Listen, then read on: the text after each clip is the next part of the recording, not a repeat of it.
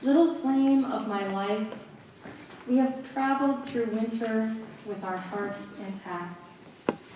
Now we soften with the soil to the spring rains. Little secret given away by the ground, I will tell you my secret. I want my people to live.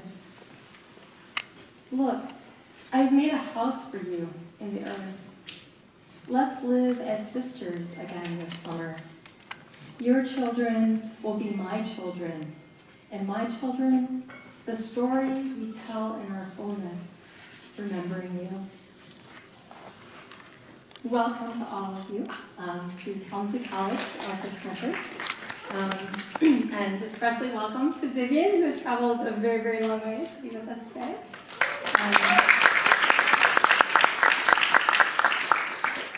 Before we jump into storytelling, I want to invite Ella Agosta, who is a poet, folklorist, storyteller, and the interim director of the Kalamazoo College Writing Center, as well as a Kalamazoo College alumna, to come and welcome us to this space. Thank you. I'm so delighted to be able to welcome you all to the Arcus Center. I would like to take this time now to kind of acknowledge that Kalamazoo rests on the land of the Anishinaabe people. These are the Ojibwe, Odawa, and Potawatomi people. So bonjour, that is Anishinaabe Moen, it means welcome. And I just want to reiterate how happy I am to be able to host you guys. And I would like to again welcome you to this space and welcome you now to the obligations you have to this land and its original caretakers. Thank you. Thank you, Ella. All right, so I'm going to do a quick intro, and I think we're going to try to use some mics. So this is on.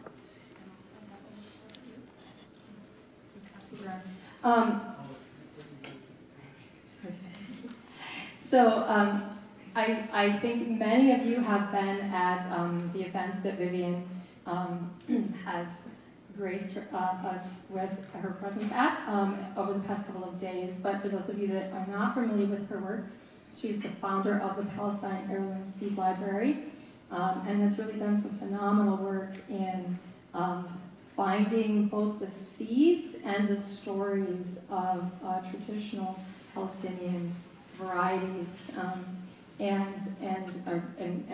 is reclaiming and sort of recreating some of those food traditions. And she's also an artist and a filmmaker and a writer and a storyteller and just a really all-around super creative person. So we're super excited to have you here. And we also have, many of you know John Edgerton, who farms with me at Harvest of Joy Farm. John has been a seed steward for many, many decades and was involved with the Seed Savers Exchange in some of its earlier years. And so I asked both of them to kind of kick us off today in helping us think about seeds, the role of seeds in our lives and our culture, and also the role of stories and how those connect us both maybe to our past, but also helps envision the sorts of futures that we want to live into.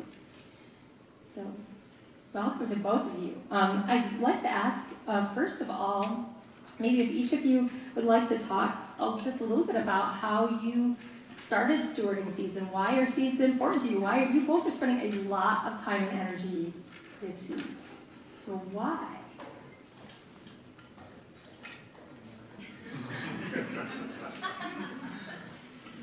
You know we were in trouble when the first question was power-packed, right? Can people hear me okay? I don't know if I turned it on. Okay. No. It's on. Can people hear me? Yeah. When I hold it closer. Okay, thank you.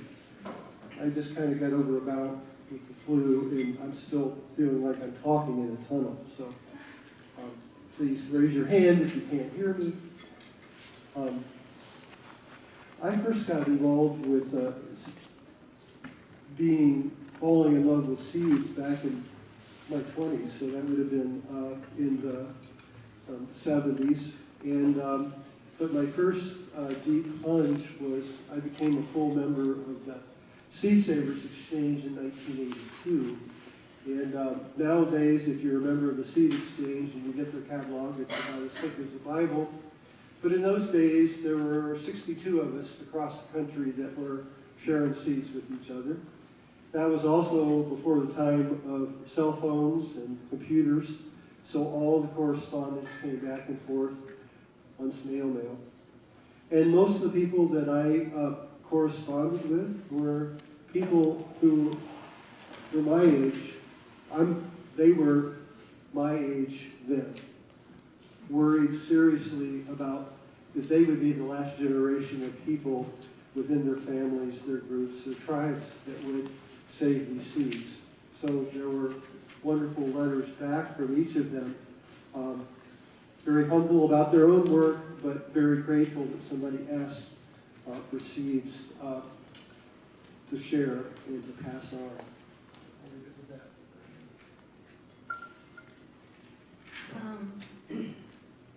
It's an interesting question because for me, I think I always loved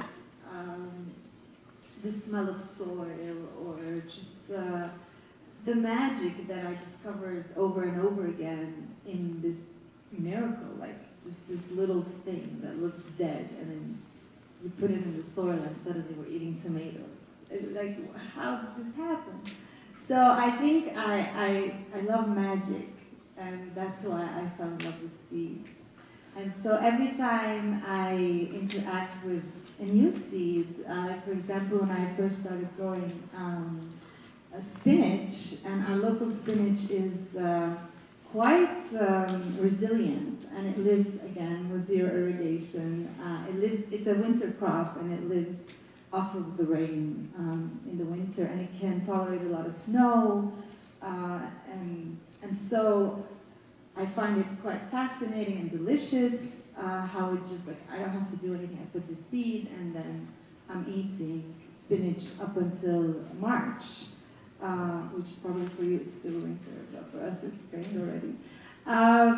But then when I started harvesting those seeds, I also discovered that they look magical too. I mean, I wish I could show you a picture of the spinach seeds, the heirloom spinach seeds that I collect, because they're very spiky and they look like planets. So you look at it and you're like in the cosmos. And I still find, so for me, seeds really represents this miracle of life, along with, of course, all this story, to think that it is because of the generosity and diligence of my ancestors that I have this thing that gives life. And it's, we say in Arabic, when we plant a tree or we plant anything, we say, may we eat and be able to feed others. And just from this little seed to be able to put it in the ground and then eat and feed others becomes another miraculous activity. It's like, you know, when, just to make a religious reference, you know, the story of Jesus and this idea of multiplying the food. People know the Bible better than me. I can tell this story, but I always find this story fascinating. I love stories, and so seeds do offer an opportunity for us to learn other people's stories, and through that to learn our own stories. So through this magical journey, I was able to reconnect to my own story. What do I feel and look like? What is my level of resilience? Who are my people? And who are other people? So like when I was in Mexico, I got to learn a lot about that heritage through their seed heritage. So this is a long answer to say that my love for seeds is purely based on total exceptional magic. I love it. Yes, and they're so generous, aren't they? Like, right, that you plant the little, and it's just the abundance that comes. So you kind of started to answer my second question, which was why our, you know, I think that for some people, it might be really obvious why seeds are important because we need them to eat, but why stories are important and why it's important to hear the stories and pass on the stories of the seeds.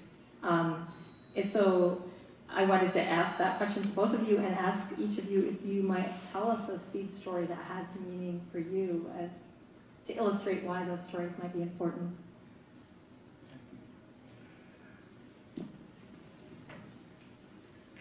So first of all, I want to say that I believe that seeds have agency. They carry with themselves stories that they're constantly telling themselves. But as George Martin, a local elder, Potawatomi elder, says, about corn, corn feels joy to come back and do the work that the Creator gave it to do, to feed the people. And our work is to continue to tell that story and to create ceremonies and honorable harvests around the corn and other seeds and honor them in that way. And we take in that corn and the beans and the squash, and they become part of our DNA, which returns again to the soil. So it's an endless story that we are all connected to. One of the things I want to say too is that I'm not just talking about seeds, I'm talking about plants here too. And I'm talking about this wonderful dance between the soil and seeds and plants. And what we know now is if we take care of our soil and the soil food web is that lovely place that we have no clue about everything that exists there. When that's right, and the plants are healthy and firing well, the plants return up to 60% of the exudates or sugars that they create back into soil. That's how we get this carbon flow and this beautiful term that scientists have come up with, sequestration. But the marvelous thing for us, when plants have that kind of radiance and beauty, and they yield up to this gift for us to have, then that's when we have herbs and fruits and vegetables that are food as medicine. That's the kind of food we need. Remember, Hippocrates' first thing was, do no harm. You know what the second line was? Let food be your medicine. So, after that short little lecture, I want to talk about a seed story. It's an ongoing seed story. And that is of the corn Bear Island Chippewa. And we can pass the grade around. Is that okay, Amy? You can have a chance to see and feel its beautiful presence and colors. Sorry, I haven't been in the microphone. I'm going to stand because it's a little bit easier. Several years ago, Amy and I were asked to increase a strain of Bear Island Chippewa that was gifted to us to increase for the Potawatomi tribe. And that particular strain had been in this area for about 10 or 12 years, and it was very tall. The original strain of Bear Island Chippewa comes clear up from Leech Lake in Minnesota. And the indigenous people that raise corn up in there and up into Canada, those are the farthest reaches of corn. John Shirk, who's here today, has been working a lot with Gaspé corn. And John, where are you? Is it a Mimac corn? Yes. Okay, so the Mimacs were even further north. If you come down, you can see John's little ears of Gaspé. So these northern flints are extremely nutritious. They're very early and were very important for the survival of the people because they can mature in between 60 and 80 days. Well, in this corn's journey, a lot of its original characteristics have been lost. And so Zach Page, who is the food sovereignty person at White Earth with Ramon Ledoux, asked if we would help increase a new strain of Bear Island Chippewa. And what he did to return it to some of its original stature and size was to grow it out and try to get it as strong as he could. And then he crossed it with another white flint corn called Saskatchewan White, which is also another Mimac corn further north. Saskatchewan White is a shorter corn with smaller white ears. So the crossing began, and I won't go into all the details of that to bore you, but anyway, he took the seed, what he was trying to select for was to get back to long ears of the Bear Island Chippewa, and as you can see in the corn, lots of colors. And so we grew out several generations down from his original selections this year. We selected it hard. What I mean by that, we selected it only for true flints. There were some flowers in there, and we will grow it again next year, and hopefully return it back up to white earth in the next year or so as a strengthened corn. Now, what I want to say is, one of the things to remember is, once corn is in the location, it starts to take on the memory of the land in which it grows. So some of this corn will also carry with it our hearts and our DNA and the soil in which it's born, but that's okay. So I think that's enough for me today. Would you like to tell us a story, Vivien, of a variety that you love? I was thinking about it because I have so many ones that I love.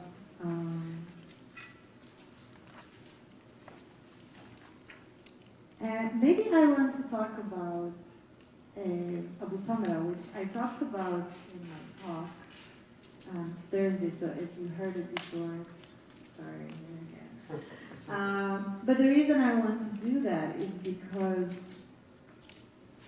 we just had an encounter this morning, he and I. And I walked in today and actually brought some to give you as a gift. And his story is inside as well.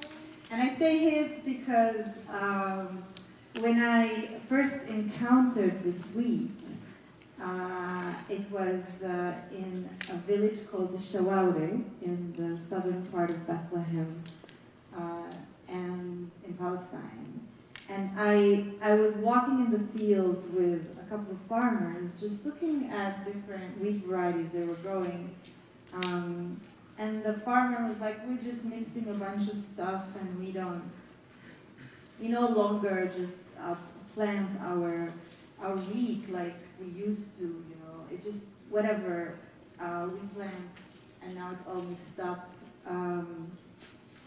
And it was during the time that I was learning about the fact that Palestine is part of the center of diversity for wheat and barley. So it was actually in Palestine, Syria, Lebanon, Jordan, and Iraq that wheat was developed. So I always love to talk about like the craziness of the imagination of a farmer who decided that, oh, I'll look at this wild grass and I'll keep selecting, just like you were sharing, until we have the wheat we have today. So to understand that the wheat we have today is actually the product of the genius of our ancestors. And so I saw this wheat head, I guess you call it, and it had these beautiful black whiskers. And I was like, what is that? Who is that? And he said, I was like, what is that? And he goes, you don't know him? And I said, no, we've never met before. And he said, his name is Abu Samra. This is Abu Samra. And Abu Samra in Arabic means the dark and handsome one. And we have a lot of poetry about people who are dark and handsome, and also having some, apparently later I got to learn more that some women called him Itchahla. And kuhl in Arabic is the dark eyeliner women put on their eyes. And And so everybody seemed to have a story about this dark and handsome one. And when I then later went to another village and I was talking to some farmers, we were sitting in a circle, and we were like, okay, we need to bring the dark and handsome one back to the field. And this guy came out of nowhere, was like, oh, you're talking about Abu Samra, the dark and handsome one? I know him. And I love him. His bread tastes like cake. So anyway, the Abu Samra became this kind of long lost love that everybody talked about. And so we've been growing Abu Samra back in the field.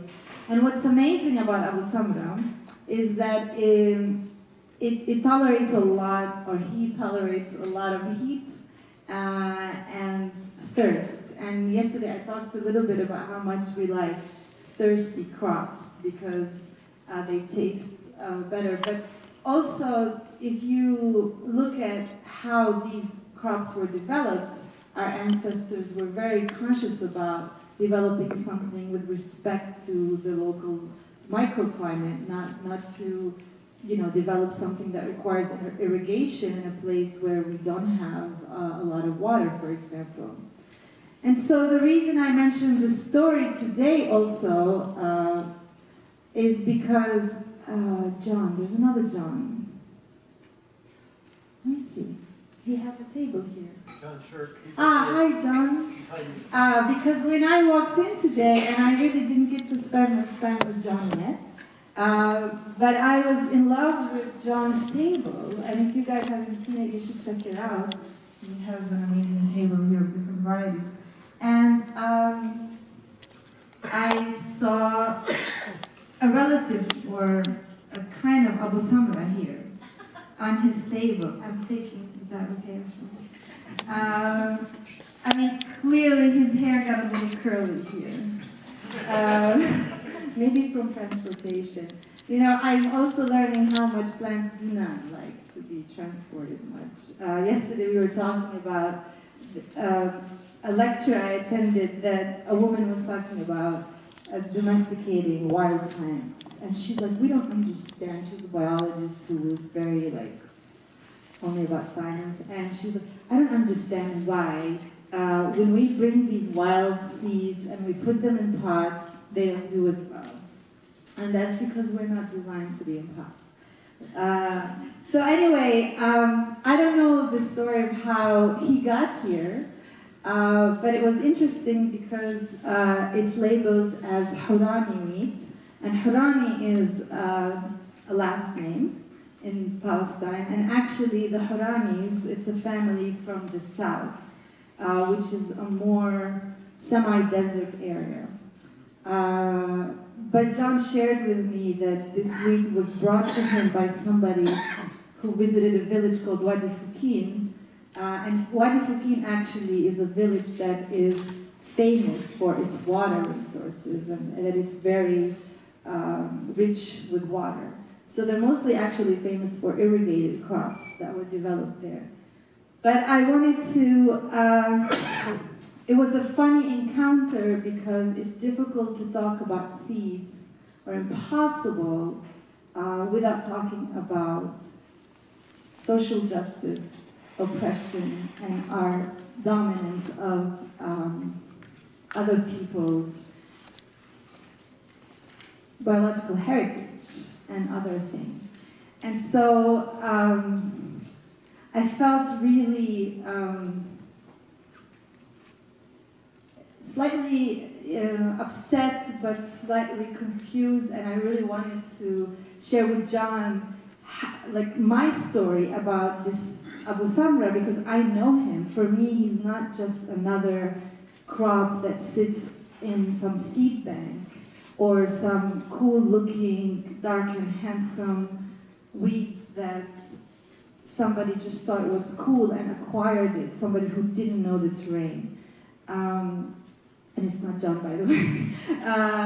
And so I just wanted to say, because just today, we're gathering to tell seed stories, and this was my story today. It's basically I came in this space and I met kind of my grandfather, but he was brought here not because he was known for who he is, really who he is in his story, but because he was objectified as something that we should study.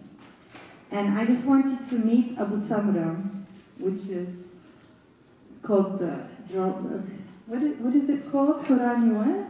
Hurani drumweed, scientifically here. And to actually know him as the dark and handsome one. And I share this story also because I always share how much, for me, also learning that being dark is handsome. And so I just welcome you to learn more about the seeds and all the seeds, including the seeds that are in your hands, as living beings that have not just a story, but they have, in my opinion, a consciousness that is passed down over and over centuries, really. So, thank you. Put it back, John. Thank you so much for sharing that, Vivien. And I apologize to all of you for my voice today. Because that was just something that I really wanted to ask both of you to talk about a little bit. As we're thinking about being seed stewards, and we have a poster up here of the seed industry structure of sort of the commercial seed trade that you're welcome to look at later. What you can see, even if you can't read the bubbles right now, right? The color coding. The blue are seed companies. The red circles are chemical companies. So you can see, right, how much of our seed trade is controlled by chemical companies. It doesn't take much of a leap to think about what sorts of varieties, what sorts of seeds those companies are breeding and stewarding. And for me, that brings me to the seed work that we all need to be doing in terms of preserving and taking care of those heirloom varieties, right, that are not being taken care of by these larger seed structures and systems, right? But as we do that work and develop those relationships with seeds, with their stories, with ourselves, how can we also acknowledge and respond to sort of the ongoing strategies of colonization and genocide, right, that are separating people from their seeds, their stories, their land, their water. John, even the story you told about the Bear Island flint corn, I'm wondering how do you feel you're growing this corn.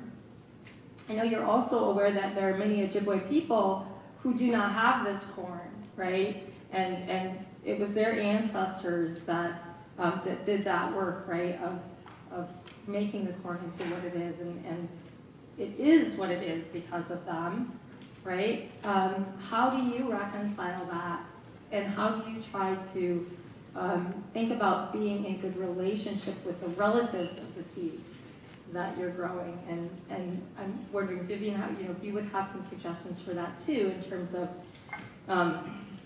thinking intentionally about the seeds that we're growing and stewarding and encountering, and if that makes sense.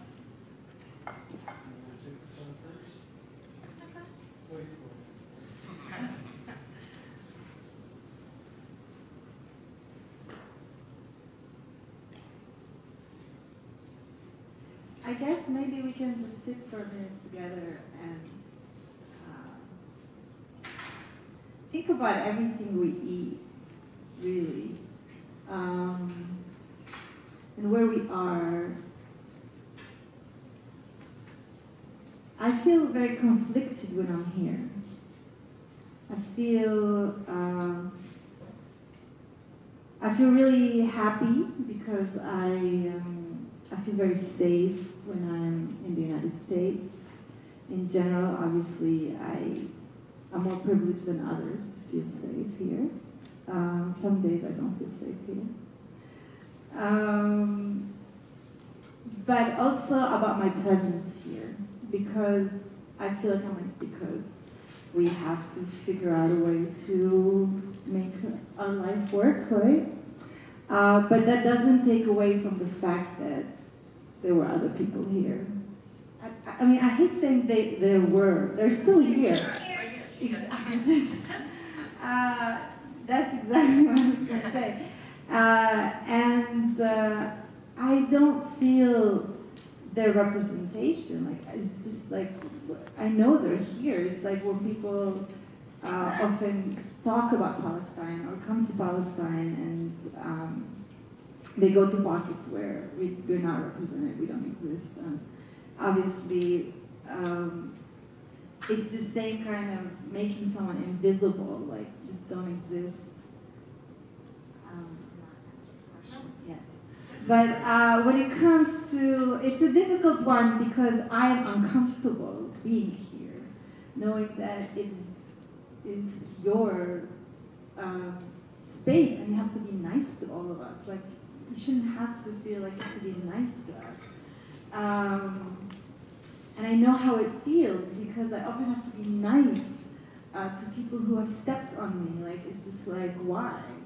And so for me, the process of stewarding seeds, I know it sounds like it was a big jump, but it's not a big jump. My journey to start the Palestine Heirloom Seed Library was really about that, about basically refusing anymore to be stepped on, refusing anymore that these seeds would sit in a USDA bank and they are categorized and filed away as some relic of the past. Let's talk about these faraway people who we don't know who, they have some kind of mystical thing about them and they grew these seeds.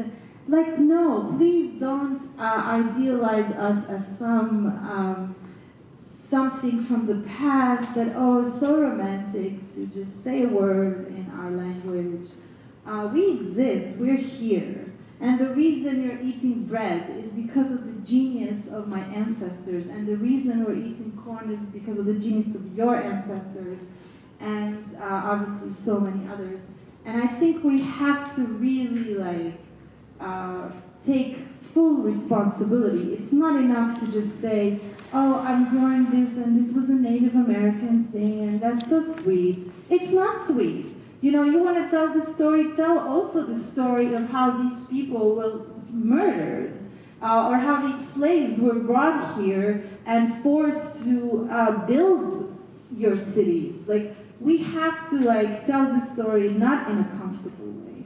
And I think from this discomfort, a real, genuine healing could occur. Otherwise, I think we're just pretending to be nice. And I don't like to be nice when it comes to my seeds.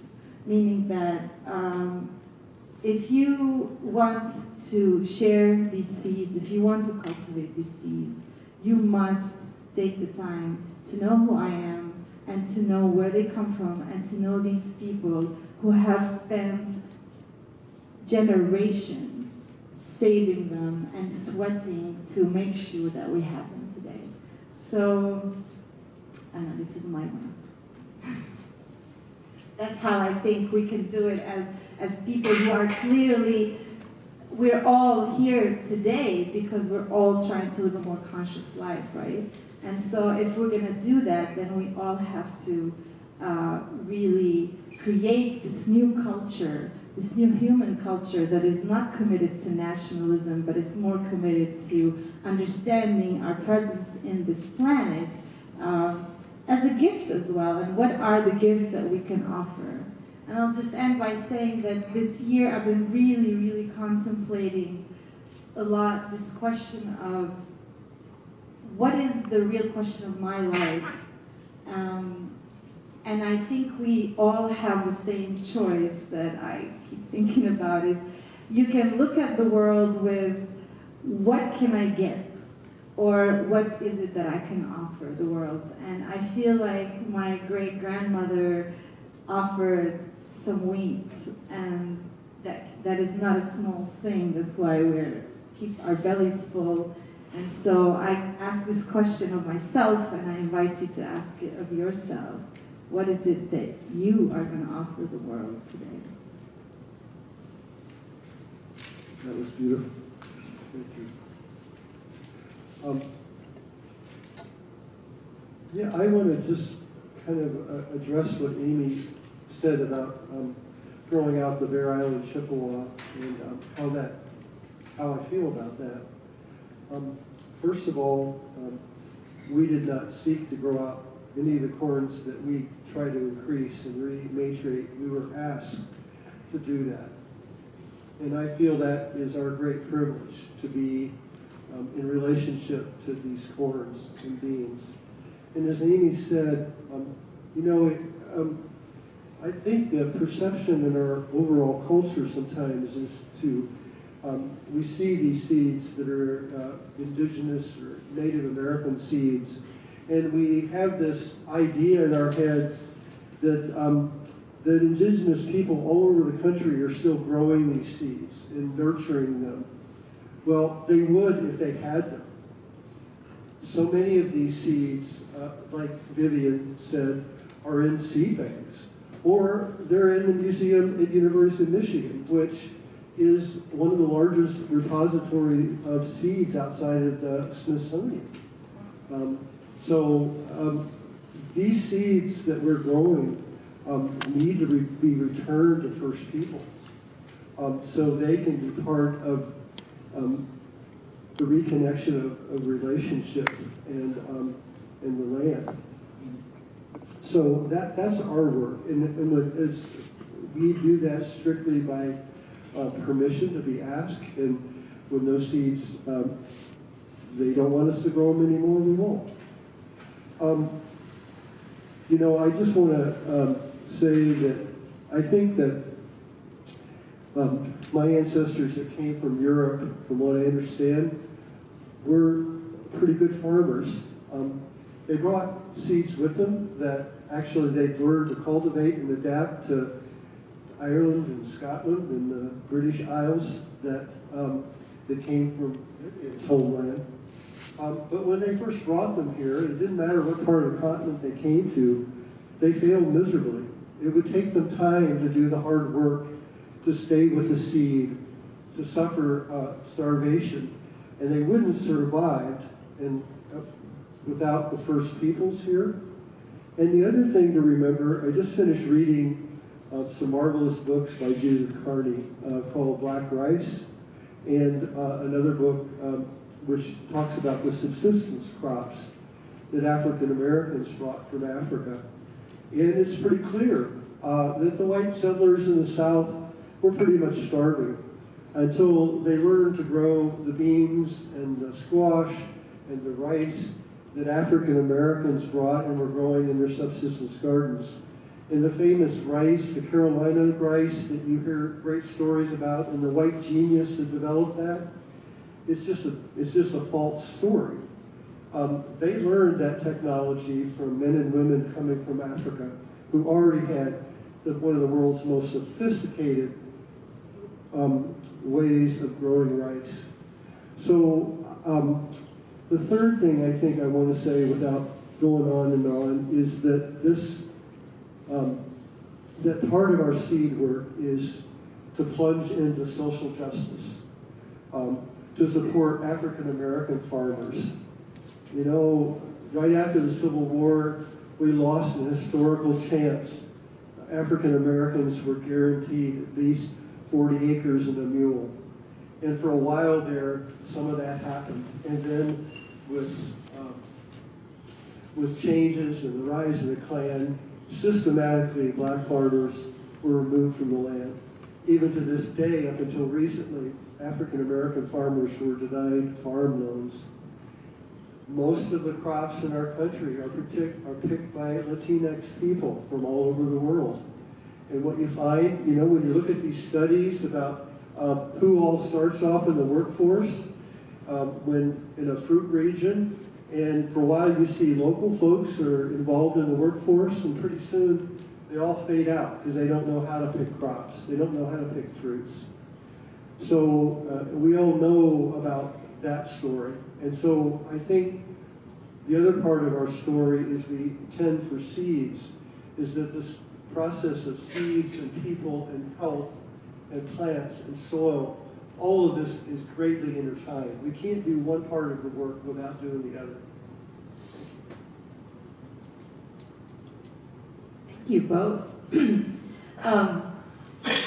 I'm thinking that there might be folks here today that would be interested in thinking about what sort of organizing we might do around a community seed network or seed library. And I'm wondering, Vivien, if you would talk a little bit about Palestine Heirloom Seed Library and how it works. And I think you've already talked a little bit about why a library and not a bank, but maybe expand a little bit on that and who uses the library and how does it work? And maybe what's working and are there struggles and challenges that you have? No struggles. No challenges?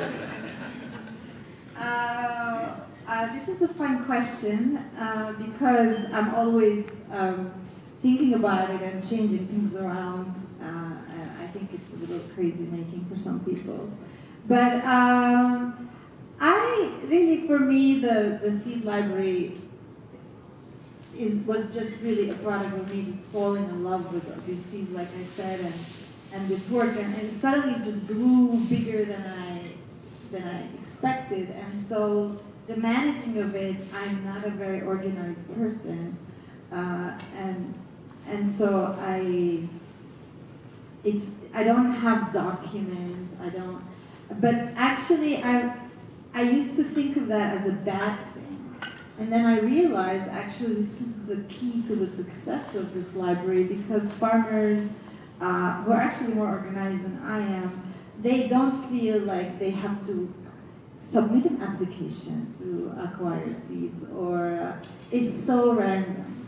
And so anyone can come in and take whatever seeds they want. They can come and share seeds, and before I add it to the collection, I make sure that I either grow it out or I say what it is, or if it's a source that I trust. But it's really an open space for the farmers. Over the years, we've had a lot of requests from just people who are curious about it, who are not necessarily farmers, who want to come and visit, and that was very consuming. And so now that's only by appointment. But if farmers want to come, they can come anytime. But the true work of the seed library isn't in the seed library; it's in the fields of farmers. So when I started this work, it was lots and lots of cups of tea and coffee, just going to talk to people, and even trying to convince certain farmers that it's a good idea to replant these old varieties. It was the biggest challenge, still is, to get some farmers to try. It feels like a new thing, but it's actually an old crop, right? And that's because they fear, they've been convinced that the market doesn't want this stuff. We want the perfect shaped tomato. Nobody wants this whatever weird cucumber.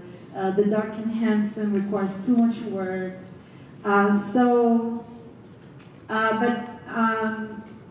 Been quite successful, I want to say, and the reason has been because, again, I'm not a seed bank, I don't have a refrigeration, it's not like that, but I have the stamina to keep going, having more coffee and tea, and that has created very strong bonds.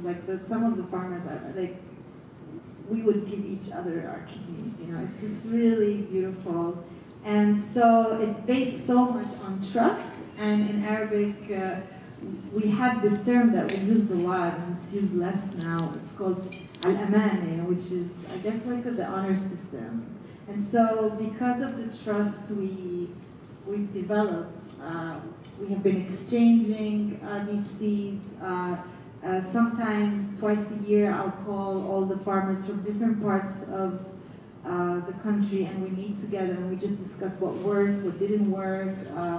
We exchange seeds.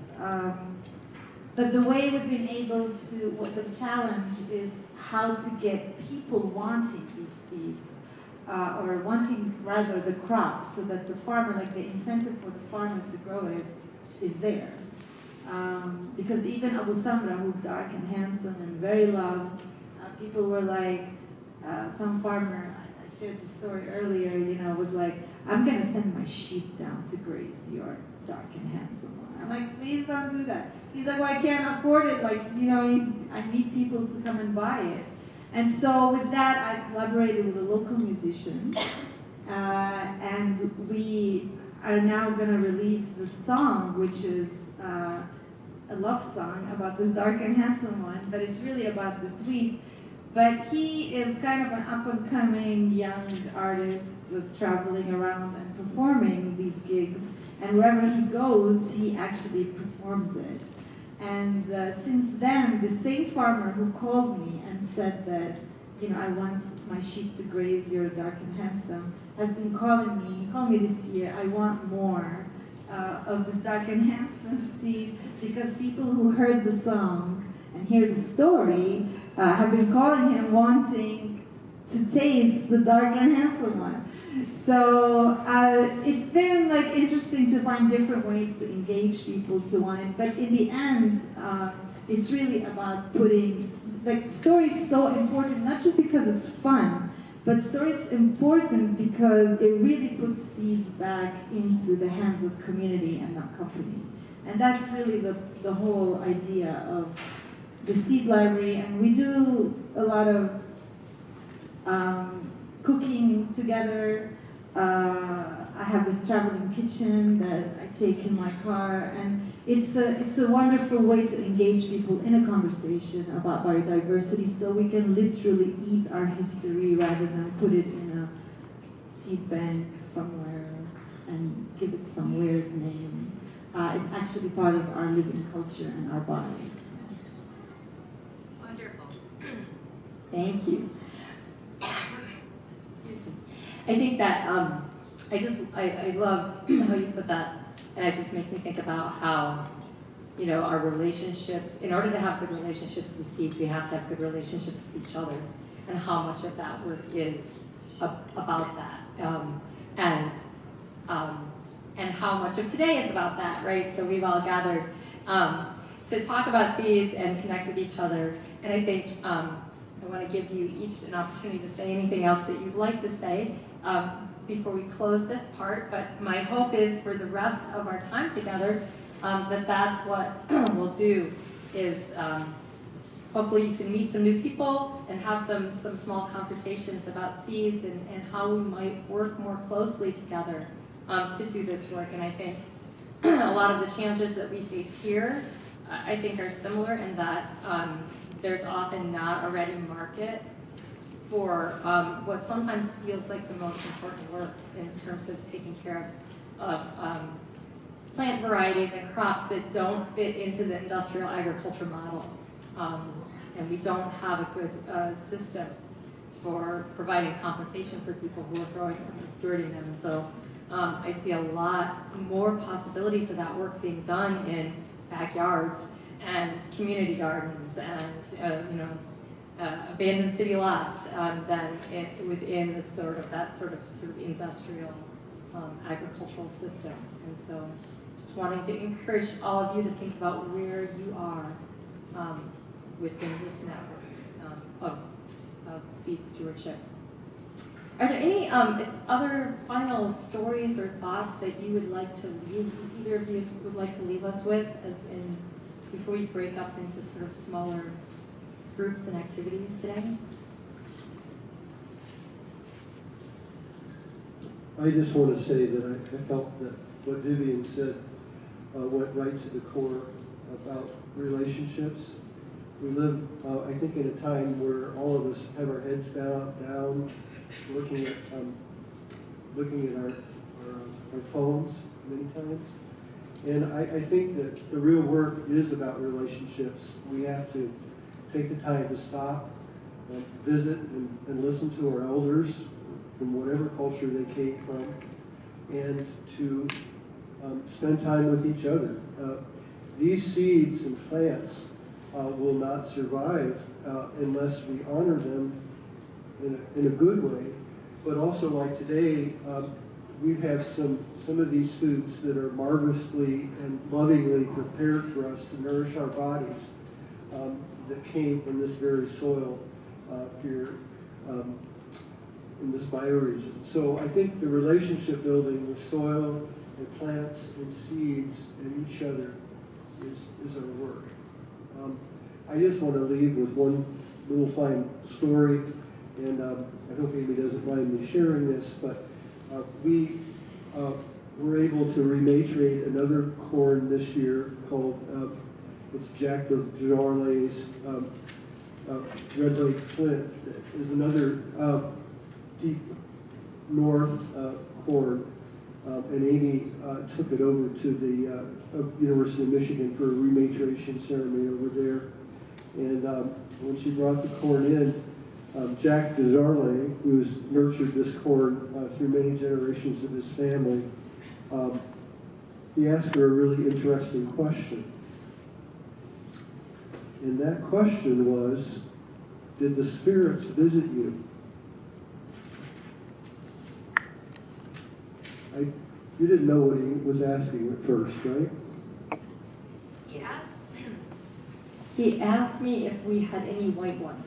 And at first I thought he meant white ears, and we do not. And I said, no, and he said, oh, I was just wondering because that means there often will be white plants, and then they will ultimately die. And we did have some white plants, yes. So what I wanted to say was part of it.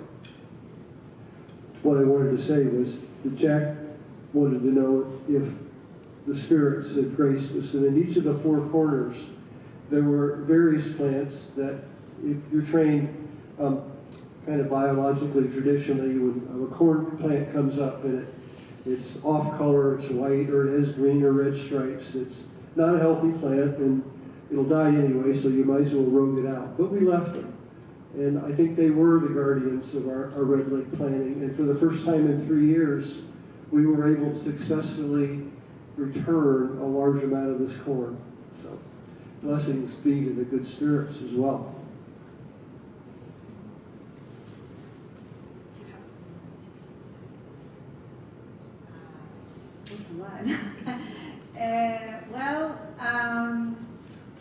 I'm really interested in relationships always, I guess. And as I was, also thinking about, somebody asked me the other day, well, how did all this work? And it is true. It is the relationships, and to understand that my relationship with farmers, or our relationships together, and our relationship to nature is not something separate.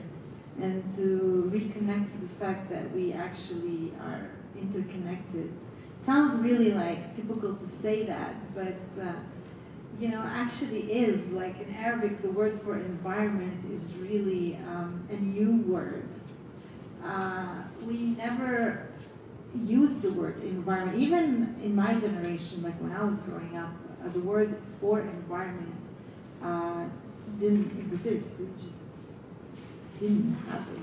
And I think it's not because we don't care about our environment, but because we really saw ourselves as part of it. And it's this new, now with all of these NGOs that want to kind of teach us about the environment, that come and use these terminologies, and they had to kind of update the language to fit whatever goals they have for their mission of their organization, to civilize us into understanding the environment. And so, in that note, I feel like creating relationships comes from doing something together. And when I started more than a decade ago, I remember one farmer, I was this person who wanted to, I'm going to interview this farmer. And he looked at me and he's like, and I said, what do you think about organic agriculture? And he said, what are you talking about? My great-great-grandfather did this. We don't have this. Just come. I said, well, I wanted to talk to you. I want to interview you. He said, you want to interview me? Go get yourself a sickle and come and weed some grasses with me. And I said, okay. So I learned that I have to actually touch things and work with him to get what I want. But it was magical again. So I really, first of all, want to say that I hope that everybody today finds the place of magic within ourselves, because the world is really boring these days in the sense it's just really boring. And but yet the magic is all around. We just don't think it's valuable anymore. And so in the name of magic, and in the name of building relationships, and in the name of touching and feeling things and putting our phones away, I want to invite those who are interested. We're going to have some Palestinian street food that we're going to make, so we're going to need people to make some cones to serve it. But our lovely Orly brought her sewing machine, and I love sewing. And we're going to be making some seed pouches and chatting and talking. And if you're interested, I'm going to take some of these pouches back to Palestine, and I'm going to put some seeds. And I saw some peas here. I don't know who they belong to. If they'd like to share some with me, I'm happy to take some in one of the pouches. Yeah, so if you want to make some pouches, eat some food, and I think Amy's doing a seed starter, which is also pretty sexy, so check that out. Yes, thank you. Magic. I love it. It is magic. So, yeah, we've got a few different options for you all today. So, John is going to hang out down here. If there are some of you that might be interested in having some conversations about ethical and sustainable community seed networks in our bioregion. We also have some folks here who are doing some pretty great work. PJ Schmiel from Van Cal Permaculture is here. We have Mike and Erica from Nature Nurture Seeds. Also, Scott and Eleanor Hucker over there from Great Lakes Staple Seeds. John Shirk, who we've mentioned, is here. And also some folks from Mike and Carol Klug and Noel Osen from Wild Ones are also here. And so we could have conversation about, are there ways that we could strengthen our relationships in terms of doing some community seed stewardship work, and to hear a little bit about their work. So if you're interested in having some of those conversations, you can gather down here. I am going to go back to the small wing, and I believe maybe Carol Klug is going to go back there with me. If there are some of you who maybe are new to gardening or new to starting plants from seed, obviously if we become seed stewards, we need to know how to then grow the plants from seed. So I'm going to be talking a little bit about that, and I think Carol will be available to talk a little bit about how to choose and propagate some native plants.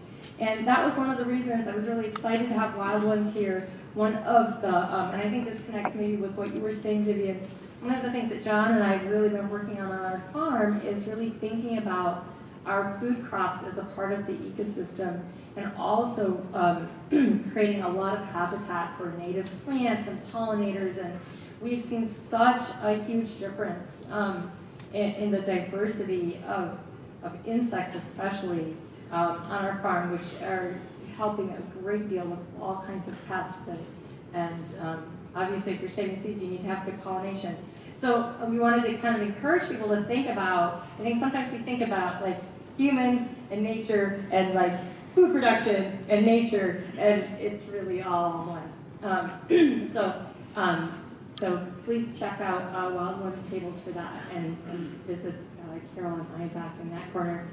Vivien is going to do some cooking. I also want to, Sam, would you stand up? So we need to give Sam Barsky a really big round of applause. Sam a whole bunch of that Bear Island flint, that braid that went around. I brought Sam a whole bunch of that, and he has made it into some things for us to eat. So I believe we have some corn soup and some corn dessert bars, and John made some cornbread.